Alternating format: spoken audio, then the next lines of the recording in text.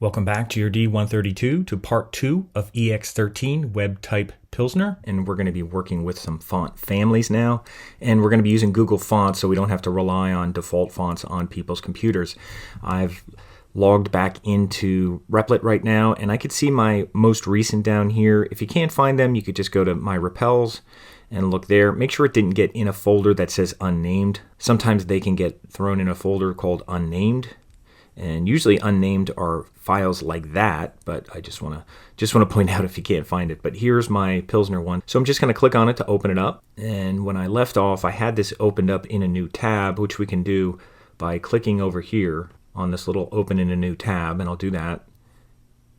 And this is where we left off with margin around it on left and right, and some spacing that we adjusted with the subheadings, the H2s. These are H2s, these are H1s, and we're just going to put some fonts in here and just work with that a little bit in part 2. So once I open it up in a new tab here, I don't really need this, so I could kind of move this over so we have lots of room. We don't even need to see these over here, so I'm going to shorten it a little bit, but we are going to go back to our styles because that's where we were doing all our formatting that's here. Remember, we have our paragraphs, we have an H1 and 2H2. So that's about it. Pretty simple in terms of what we have here. And we also have our source down here. Now, one thing I might want to do here, and we didn't do anything to really separate paragraphs from each other because the headings are forming the difference. So what we could do here is put some paragraph spacing before this source down here. Now that we can even make that look different. But one thing we could do, just one thing about CSS that we can do,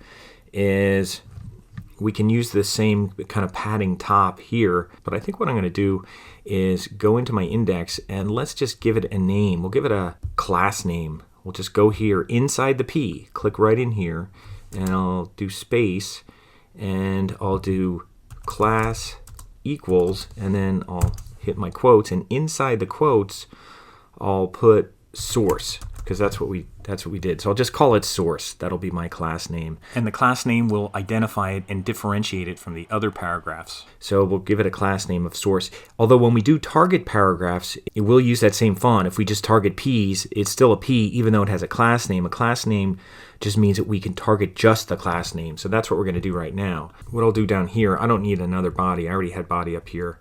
I'll put P dot source, because that means it's the paragraph with the name, with the class name of source. If we gave it an ID name, it would look like this. It would look like paragraph with the ID name. That little pound sign means ID, and the dot means class name. Now, I don't like the way it has the blinking cursor over that right now. They've made some changes in Replit, and I think they make things a little bit harder in terms of the way it was before they used this code mirror type engine in here, but we'll deal with it as we can. So I'm just going to put p.source and put my curly braces. They work fine. And I'm just going to do the padding top. I'll just put in padding. Now here's padding dash. Now padding top's not coming, so some of this autocomplete's still not working, but I'll put padding top and I'll just put 16 pixels. Now I don't need to put a space after the colons, just be aware of that. I could just do it like that, but I can't do this. I can't put a space like that. Notice that it's showing up in orange where these are in blue. So I can put a space here or not put a space, but between the unit and the number, I have to make sure I don't have a space because they go together. And I'll do that. So now it's targeting P with the class name of source, and when I go here and I refresh it, there it is. It took a second. So now it's getting that. And that way I can target it if I use a different typeface or whatever I want to do. So that's the first thing I'll do. And now what we'll do is we'll kind of look at some fonts. So I'm going to go to Google Fonts. And it's pretty easy to go to Google Fonts. Just go to Google Fonts. Go to Browse Fonts. And we'll try to make this simple in the beginning instead of looking around for all kinds of different fonts. We've done this before. We'll just find a nice serif font and a nice, maybe a slab serif for the headline, and maybe a sans serif for the sub headline if we need for the H2s. But let's just look at serif fonts right now.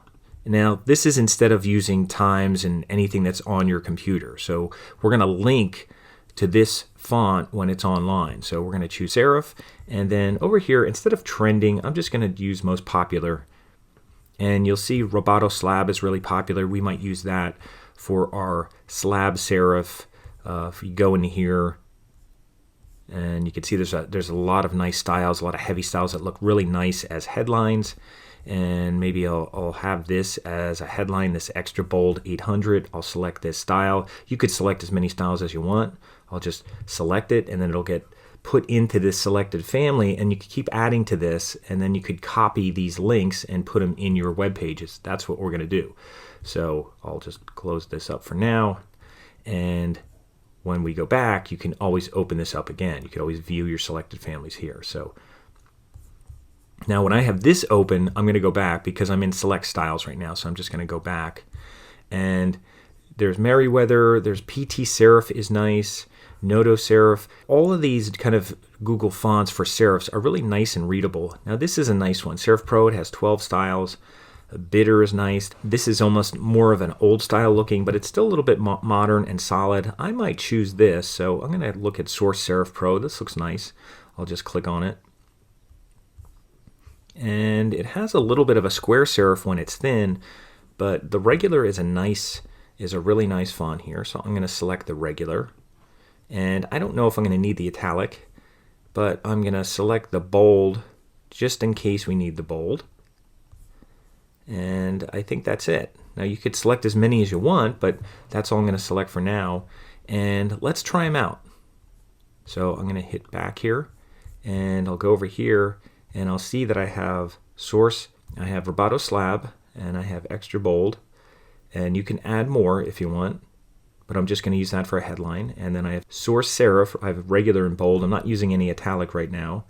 And down here it says Use on the Web.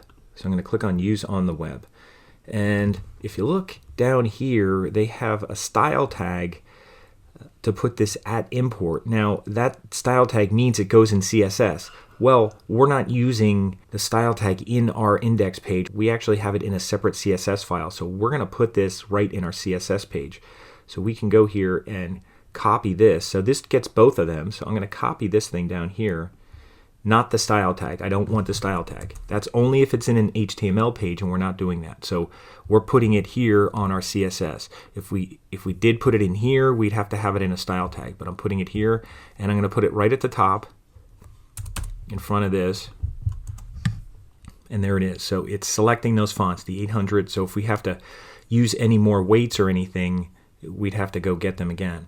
And then it also has the rules here, and we could copy this rule right away. Let me just copy one. I'll keep this open. We'll just do font family. I'll copy it, and I'll go to the paragraphs, all the paragraphs here. And I'm just going to go here and paste that. Font family, Source Serif Pro, and then it has a comma, and then it says serif. That means if this doesn't work or it doesn't load for whatever reason, it's just going to use whatever the default serif is in the browser, which a lot of times is Times New Roman. Now you could put something else here if you want, but I'm going to put that in there now. Like you could go here and put Georgia and put a comma. Now, one thing to point out, if the font has multiple words, like Source Serif Pro, and there's no dash in there or anything, you have to use quotes. Georgia would not have to use quotes. Now, Georgia is a standard font on just about every computer, and it's a nice serif font, like Times New Roman, but it's a little heavier. It works a little bit better on screen. So I'm going to put that right now, and then also I'm going to put font weight. Now, it should use 400 by default, but I'm going to use font-weight. Now, again, this stuff isn't coming up, but I'm going to put 400 for now. And that's all you have to put is 400. You don't have to put anything else. So now that I'm specifying all paragraphs get the font family, and these are kind of first choice, second choice, third choice. And Source Serif Pro is a first choice. And this would not work unless we didn't have this import in here. So this is pulling the fonts off the web. So let's go here and reset it. And you can see it has a little more kind of weight to it. It just works better on screen. We could make it a little bigger if we want. If you feel it's a little on the smaller side, we can adjust the size if we want. We could go here and put font size, and this is very relative. So what we could try right now is like something like 110% and see what that looks. We'll just use a relative amount, like a percent. We're not using point size or anything like that right now, but we could try 110% just to see what it looks like above default. And that looks a little bit better. It's a little nicer, easier to read. and it looks a little bit cleaner than we had in the Times New Roman. And then what we could do for this headline, we'll put this in the slab serif. So we could go back here to font family Roboto slab. I'm going to copy that, and I'm going to look for the H1, and I'll put it here. And that's all I'll do, and I'll put font weight, because we did pick certain weights. I'll put font weight again. And actually, if I didn't do font weight, I just want to show you. If I didn't put font weight there, and I refreshed, it still looks bold because an H1 is always bold. That's what I want to point out. So it did come out bold, and it doesn't look bad. And we can try the weight. So we were using 800. So let's see if that makes a difference. It may not. It may have just defaulted to that. So I'll put font weight 800. And always make sure to put your semicolon at the end. And let's refresh this. And it doesn't look any bolder. So it was defaulting to that 800. It used that as its bold. So that looks good. If you want to make that any bigger, we could even make that a little bit bigger. Now you got to watch what percents, because H1s already have a certain percent. So if I put font size 110%, it sometimes will give you odd kind of sizes. So let's just see what happens here. And look at that, because now it's doing 100% of a base size. So you have to kind of adjust a little bit. Maybe I'll put like 300, see what it looks like. And that's really big, so I'll go back and put maybe 200. And not bad. We'll maybe put 220. Okay, that looks, I think, a little bit bigger. And that looks fine. And down here, we can use these again. We can use the slab serif here if we want. Or we can go and find a sans serif. Let's go find a sans serif. And I'll go here now and uncheck that and put sans serif. And I'll just close this up over here. And it's still on most popular. And again, Roboto, not Roboto slab, but Roboto has a lot of nice styles here. And that's a nice font as well. And Source Sans Pro, that kind of goes with Source Serif Pro. I think that's what we use. So why not Source Sans Pro? It has 12 styles. We'll go in here. We'll get a nice bold, the 700. I'll select this style here. That'll look nice for an H2. And I'll go here, and here's my Source Sans. And you can see what happens. It gets added to this thing. So what you could do is even highlight this whole thing again. This whole link, we had a original one. I'll click on @import. Make sure you do that. But now you can add this in here, or you could just copy the whole thing again. I'm just going to copy the whole thing again. Remember, don't copy style. So I'll copy that, and I'll go back here, and I'll just replace this up here, because now we're adding a new font, because it's linking there. So I'll put that in, and you can see it has the Source Sans Pro in there now in the import. And down here, there's Source Sans Pro. So I'm going to copy that particular declaration, the font family Source Sans Pro, and I'll put that in for the H2. And I'll leave it as that. Should be fine for now. And you could put something else if you want to, put Calibri or something that is on a computer. Sometimes you can put another option in case you don't want it just to go to Helvetica or Arial or something as the default sans serif. So I'll throw Calibri in there. And then I'll also put the font weight 700, even though it should line up because it is a heading, but I'll just put font weight 700. And remember, font-weight, the 700 number, no unit for the weight, and then just a semicolon to finish it off. So we'll go here, see how that looks, and that looks nice. Now we're not putting any color in here yet, but we're not worried about color. We have a color background. We could certainly throw in color, and we could do that on another version. But for now, I just wanted to get us used to kind of using these fonts a little bit and making it nice and readable. Now, we could certainly center this if we want. If we want to adjust this a little bit more, maybe we want to go to the H1 and maybe make it a little bit bigger. I'll make it like 250%, make it bigger, and maybe I want to center it. I can go to something called Type Align, which again is not coming up here in our autocomplete. Type Align, and I'll just put center. And we might want to put a little more padding bottom. So what we could go up here, maybe put that to like 12. Because now that it's a little bigger, we might want a little more space between that and see how that looks. So we'll come here and we'll refresh. And, oh, I'm sorry. I see without the autocorrect, it's text align. Text align center. Let me see if that works if I start typing text dash align. No, it's not coming up. But text align center. But that should work. Let's see what happens here. Okay, now that's centered. We have kind of space here. I don't know if that looks better or not. Maybe we could even go bigger. We can make it like 280. And that looks okay. So that's our document. If we still think that it's the line length is too wide, we could always go back and adjust the line length. That was body, that was margin on either side. We had 160. Maybe go here and put 200. That won't be a whole lot because remember, we're just in pixels, but that'll put more on each side. I'll put 200 on each side and just go here. And that brings it in a little bit. So that's a nice readable document. It's kind of what we were working with in Illustrator. Something nice and readable, easy to read. And if they make the page smaller, it gets even smaller because we have that margin on either side. Now, if someone was reading this on a phone or mobile device, we'd have to adjust that. So when you get to a certain width, you wouldn't need all that margin anymore. But this is designed for the web page right now. This is designed for a computer screen, not for a mobile device. So we would have to do something to change that so it was more readable on a mobile device.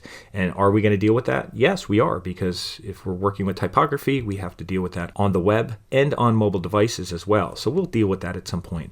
But for now, we have a nice readable document using some nice Google fonts here, using a nice slab serif for headline, using a nice sans serif for the subheadlines or the H2s, and then using a nice body copy with a little bit of line height thrown in here, which is Source Serif Pro, I think we were using for that. If we need to make this any smaller, we could target that and make it smaller if this thing is too big, but that's okay right now. And that's all you have to do right now for ex13 working with web typography. That's kind of a little introduction, and like I said, I'm struggling a little because some of these autocompletes are not working the way they used to in the past since they've updated the editor a little bit. So some of these things are a little more challenging because you're not getting feedback and you're going to make more mistakes if you don't type things correctly. So we'll deal with that as we go, see if we can fix anything with that or anything that helps. But that's all you have to do. Now, when you're done to turn this in, I didn't go over that yet.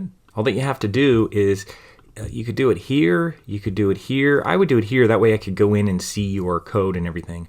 But if you go here, whether you're on index styles, it doesn't matter, just as long as I see your username up here in your Replit address bar. You just have to go in here and copy that. So just copy that, Command C, Control C, and then when you go back to coursework, you're going to go down to Unit 10 and look for ex13 Web Type Pilsner.